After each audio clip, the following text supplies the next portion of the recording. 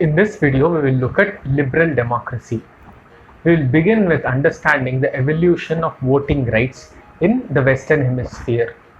So, limited male suffrage was granted in the US in the 1820s and 1830s.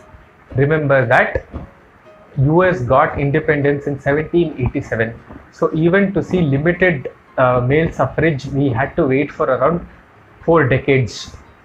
Adult male suffrage was introduced in France in 1848. Please remember, this is only male suffrage, that is only males could vote, and it was still limited. For example, only property owners could vote in the US initially. So adult male suffrage was introduced in France in 1848, but they could not set up a parliamentary government on an enduring basis till 1871. France got independence or had a new form of government in 1789. So for almost 80 years, they did not set up a proper parliamentary government. So it all took a lot of time in all of those countries. In Britain, parliamentary government came in 1688, but the bulk of the male citizens were not granted franchise till 1867. So for almost 180 years, most of the citizens were not given franchise. So most of the citizens were not given voting rights. In fact, female franchise was not given till 1928. So that is such a long time. So even male citizens were granted after 180 years. It took another 60 years for females to be granted voting rights in Britain. So we will also look at the evolution of female franchise in different countries of the Western Hemisphere. In US, female franchise came in 1919. In Britain, it was granted in 1928. In France, it was granted in 1945. In Switzerland, it was granted in 1971. So you need to understand that in all of these Western countries, universal adult franchise was not at all there, at least until the mid 1900s. In fact, India from 1947 itself had universal adult franchise. From the day India became independent, we always thought of universal adult franchise as a right of the people. Now we'll look at the concept of liberal democracy. So C.B. Macpherson, in his book Democratic Theory, Essays in Retrieval in 1973, said this: until the 19th century, liberal theory, like the liberal state, was not at all democratic. Much of it was specifically anti-democratic. I repeat, until the 19th century, liberal theory, like the liberal state, was not at all democratic. Much of it was specifically anti-democratic. Classical liberalism fostered capitalism and a free market economy, which were responsible for large-scale industrialization and urbanization. I repeat, classical liberalism fostered capitalism and a free market economy, which were responsible for large-scale industrialization and urbanization. Clearly, classical liberalism gave rise to capitalism. Capitalism said there should be a free market economy. This led to rapid industrialization. Rapid industrialization meant that there was an exodus of migration from rural to urban areas, which led to great urbanization. This led to a large working class aggregating in the urban centers that lived in very poor conditions. They started asking for a voice of their own. Democracy was the easiest way out for the elitists. Democracy gave a sense of representation to the masses, while power still continued to rest with the wealthy. Democracy is hence looked at as an attempt to resolve the conflicting claims of the capitalists and the masses by making gradual concessions under the garb of the welfare state. I repeat, democracy is hence an attempt to resolve the conflicting claims of the capitalists and the masses by making gradual concessions under the garb of the welfare state. Liberal democracy today is distinguished from other forms of political system by certain principles and characteristics, that is, its procedure and institutional arrangements. I repeat, liberal democracy today is distinguished from other forms of political systems by certain principles and characteristics, that is, its procedure and institutional arrangements. Institutions are necessary for the realization of principles. Without principles, the institutions might be reduced to mere formality. I repeat, institutions are necessary for the realization of principles. for without principles, the institutions might be reduced to mere formality. The two must go together, that is, institutions and procedures and principles, they all must go together.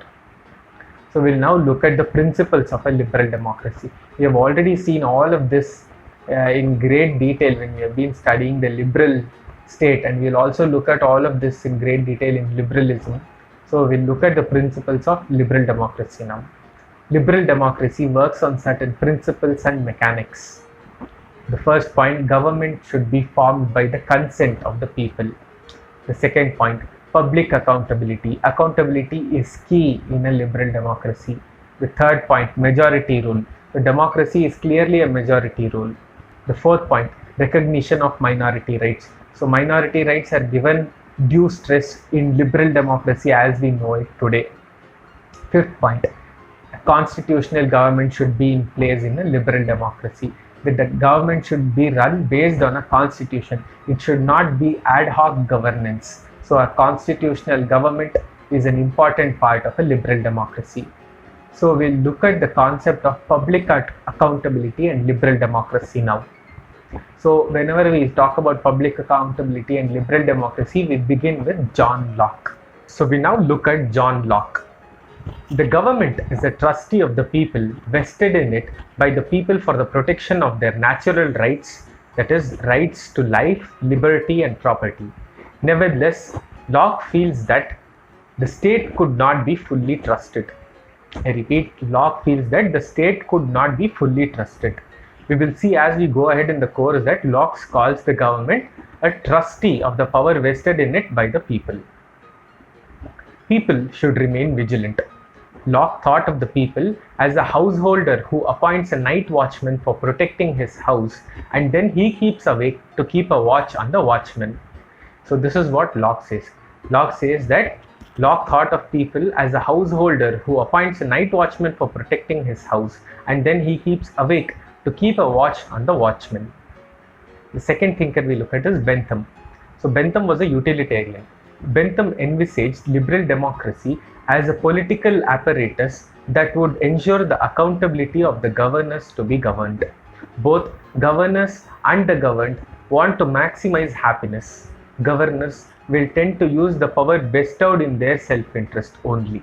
To avoid this, governors should frequently be subjected to check by the governed to appraise whether or not the aspirations of the governed have been met. So clearly, Bentham is suggesting some checks and balances on the rulers.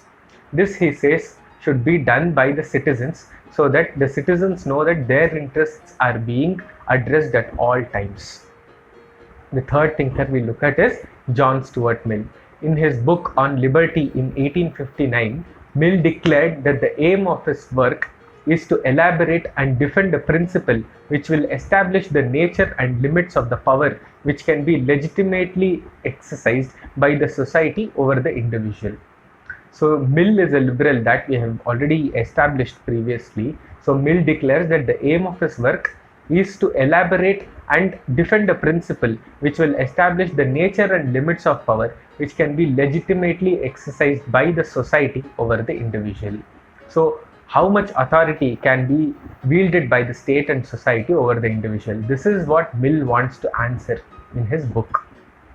The only purpose for which power can be legitimately exercised by the society over the individual against his will is to prevent harm to others. We have already seen the harm principle. So unless the individual is not causing any harm to another person, his rights and his liberty cannot be curtailed. Liberty and democracy taken together create the possibility of human excellence. This is what Mill says. Rousseau, an exponent of popular sovereignty, postulated public accountability of government in a different way. Sovereignty not only originates in the people, it continues to stay with the people in civil society. So Rousseau says that sovereignty not only originates in the people, but it continues to stay with the people in civil society. People give their consent to vest their sovereignty in the general will, which represents their own higher self. I repeat, Rousseau says that people give their consent to vest their sovereignty in their general will, which represents their own higher self. Rousseau is a votary of direct democracy and is convinced that sovereignty cannot be represented. So Rousseau says that only direct democracy will work and sovereignty cannot be represented. People's duties are not and could not be its representatives. They are merely its agents and they cannot decide anything finally. So Rousseau says that the representatives cannot decide anything finally. It is the people who must decide through a direct vote. Rousseau was in favor of a system in which the executive and legislative functions were clearly demarcated, where the people were to participate to a great extent in the legislative function, but the executive function was left to the government. So Rousseau wanted clear separation of powers between the legislative and executive functions. And he says that people were to participate to a great extent in the legislative functions, but the executive function was to be left to the government.